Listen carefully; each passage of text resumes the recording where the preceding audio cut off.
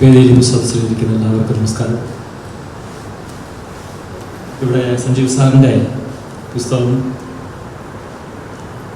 എല്ലാവരും പറഞ്ഞു.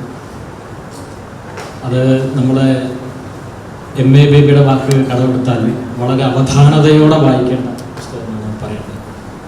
പിന്നെ ടീച്ചർ പറഞ്ഞ പോലെ അത് വളരെ ഇംഗ്ലീഷ് ഇച്ചിരി ടഫായിട്ടുള്ളതാണെങ്കിലും അതുണ്ടാക്കിയെടുക്കുന്ന ഒരു ആഴത്തിലുള്ള ചില മുറിവുകളും വേദനകളും.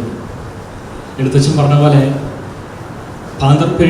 പെരുവഴി അമ്പലം തതിലേ താമ്പരായക്കൂടി വിയോഗം വരുമ്പോലെ എന്ന് പറയുന്ന പോലെ നമ്മൾ ഒത്തുചേരുകയും നമ്മൾ പിന്നീട് പിരിഞ്ഞു പോവുകയും വീണ്ടും ഒത്തുചേരുകയും ചെയ്യുന്ന നിർമ്മലമായ അത് സംശുദ്ധമായ ഒരു ഉദാസനീയമായ ഒരു ശരിയുണ്ടായിരുന്നു. അത് കാലം കൽപ്പിച്ചു വെക്കുന്ന ശരിയാണ്. കാരണം ഈ പുസ്തകം എഴുതപ്പെടേണ്ടതാണ്, വെളിച്ചം കാണേണ്ടതാണ് എന്ന് കാലം നമ്മളോട് കൽപ്പിച്ചു എന്നുള്ളതാണ് അതിൻ്റെ ധാർമ്മികമായ വശം. അല്ലെങ്കിൽ എഴുത്തുകാരുടെ കയ്യിൽ നിന്ന് അതിൻ്റെ സ്ക്രിപ്റ്റ് നഷ്ടപ്പെടുകയും അത് സാജൻ സാറ് അത് വളരെ യാദൃശ്ചികമായി അത് സൂക്ഷിച്ചു വെക്കുകയും പിന്നീട് അത് വെളിച്ചം കാണുകയും ചെയ്യുമ്പോൾ അതിൻ്റെ അർത്ഥം കാലത്തിൻ്റെ അനിവാര്യത അത് സൂചിപ്പിക്കുന്നു എന്നുള്ളതാണ്. അപ്പോൾ ഞാനത് കടന്നുപോയി. പറഞ്ഞ പോലെ ആ പുസ്തകത്തിലൂടെ ഞാൻ കടന്നു പോകുമ്പോൾ സത്യത്തിൽ ആ ഇൻ്റർവ്യൂവിന് ക്വസ്റ്റ്യൻ തയ്യാറാക്കിയത് ഞാനായിരുന്നു. അതിൽ മനസ്സിലാക്കുന്ന ഏറ്റവും വലിയൊരു കാര്യം സാറ് പത്മകുമാർ സാർ ഉപയോഗിച്ചൊരു പേര് അന്തരേന്ദ്രിയം എന്നൊരു വേടാണ്. അത് അന്തരേന്ദ്രിയത്തിൻ്റെ ഒരു ഭാവനയാണ് ആ പുസ്തകം എന്നുള്ളതാണ് ഏറ്റവും വലിയ. അത് വലിയൊരു ദാർശനികമായ ഒരു ശരി ആ പുസ്തകത്തിലുണ്ട്. അതൊരു കൺഫ്യൂഷൻ്റെ ഭാവം കൂടിയാണ്. അത് പുരുഷ മേധാവിത്വമാണോ എന്തോ അറിയില്ല. പക്ഷെ ഇത്രയും സാത്വികനായ ഒരു എഴുത്തുകാരൻ പുരുഷ മേധാവിത്വം കാണിക്കുന്നുണ്ടെങ്കിൽ ഉള്ളിൻ്റെ ഉള്ളിൽ നമുക്കെല്ലാം ഉണ്ടാകുന്ന ഒരു പരിമിതികളെയും നമ്മുടെ എല്ലാം ഉണ്ടാകുന്ന ഒരു അധിനിവേശത്തെയും പറ്റി അത് മുദ്രണം ചെയ്യുന്നുണ്ടെന്നാണ് അതിൻ്റെ ഏറ്റവും വലിയ ശരി.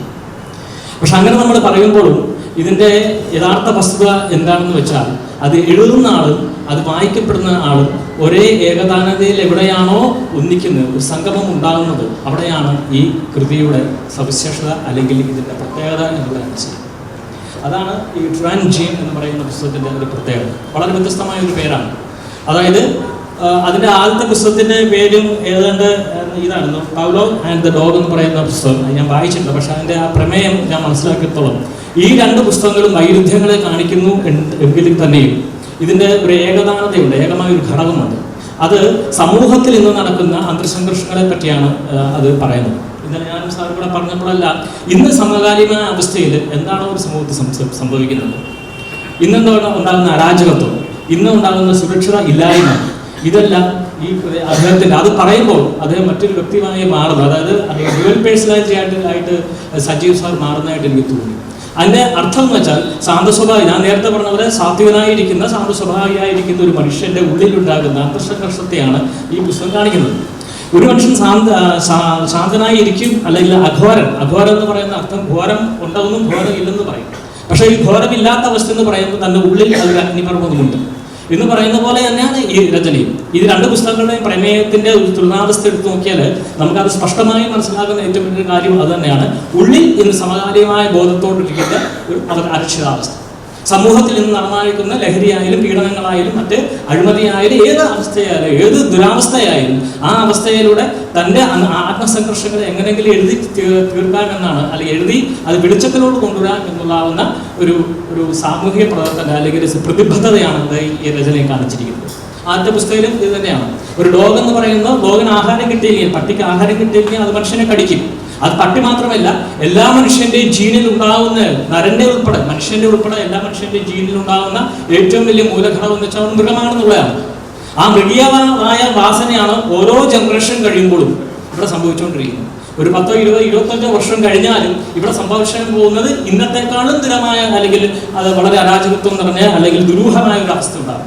ആ അവസ്ഥയെ മുൻകൂട്ടി കണ്ടാണ് സഞ്ജീവ് സാറിന്റെ സത്യത്തിൽ ഈ ഒരു പുസ്തകം രചിച്ചിട്ടുള്ളതെന്നാണ് എനിക്ക് മനസ്സിലാക്കാൻ പറ്റുന്നത്.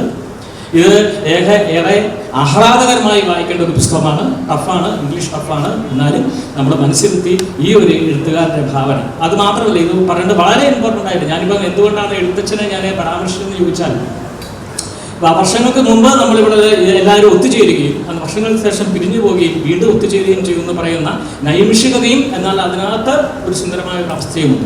ആ സുന്ദരമായ അവസ്ഥയെ സഞ്ജീവ് സാർ ഇവിടെ തന്നു എന്നുള്ളതാണ് ഈ സംഗമത്തിൻ്റെ, ഈ ദൈവികമായ സംഗമത്തിൻ്റെ ഏറ്റവും വലിയ അടിസ്ഥാനമായ ഒരു ഘടകം. അതുപോലെ തന്നെ ഇത് ഓർമ്മകളാണ്. കാരണം ഓർമ്മകൾ അങ്ങനെയാണ്. നമ്മൾ ഒരേ പ്രായം കുറേ കഴിയുമ്പോൾ, ഞാനിപ്പോൾ 40 വയസ്സ് വരെ കഴിഞ്ഞ ഒരു വ്യക്തിയാണ്, പക്ഷേ ഞാൻ എൻ്റെ പിന്നിലേക്കാണ് ഞാൻ ചിന്തിക്കുന്നത്. കാരണം ഒരു പ്രായമായി കഴിഞ്ഞാൽ, അതായത് യുവത്വത്തിൻ്റെ ഒരു മൂർധന്യയിൽ നിന്ന് നമ്മൾ പിന്നെ ഡിക്ലൈൻ ചെയ്തപ്പെട്ടാൽ, നാം താഴോട്ട് പോയാൽ പിന്നെ ഉണ്ടാകുന്ന ഓർമ്മകളും ആ ഓർമ്മകളിലെ നിധിയുമാണ്. അതാണ് സാറ് പറഞ്ഞത്. പഠിക്കുന്ന സമയത്ത് ഇത് ഹെല്ലായിരുന്നു, പക്ഷെ പഠിച്ചതിന് ശേഷം റിലയൻസ് കോളേജ് എന്ന് പറയുന്ന നിധിയാണെന്ന് പറഞ്ഞാൽ വാക്ക് അതാണ്. തിരിച്ച് നമ്മൾ 40 വയസ്സ് കഴിഞ്ഞാൽ നമ്മുടെ ഓർമ്മകളെല്ലാം നമുക്ക് നിധിയാണ്. അപ്പോൾ ഇതെല്ലാം നിധിയെ സൂചിപ്പിക്കുന്ന ഘടകങ്ങളാണ് ഈ പുസ്തകം. ഈ പുസ്തകം വളരെ നല്ല രീതിയിൽ, ഇതിൻ്റെ ആത്മീയമായ രീതിയിലായാലും ഇതിൻ്റെ ഭൗതികമായ രീതിയിലായാലും ഇതിൻ്റെ ആ ഗൗരവം നിറഞ്ഞ രീതിയിലായാലും റൊമാൻസ് ആൻഡ് പബ്ലിക്കേഷൻ നല്ല രീതിയിൽ പ്രസിദ്ധീകരിച്ചിട്ടുണ്ട്. അതിൻ്റെ ഭാഗമാകാൻ കഴിഞ്ഞതിൽ എനിക്കും ചാരിതാർത്ഥ്യമുണ്ട്. അതുകൊണ്ട് ഈ പുസ്തകം ഏറെ വായിക്കപ്പെടട്ടെ, ആഹ്ലാദകരമായ വായനയ്ക്കിടവരട്ടെ. എല്ലാവരും, ജനങ്ങളെല്ലാം, വായനക്കാരൻ പ്രിയപ്പെട്ട, അതായത് വളരെ ഗൗരവമുള്ള വായനക്കാരെല്ലാം ഈ നെഞ്ചേറ്റട്ടെ എന്ന് ആശംസിക്കുന്നു. ആയിരം സത്യം നേരിടുന്നു. നന്ദി, നമസ്കാരം.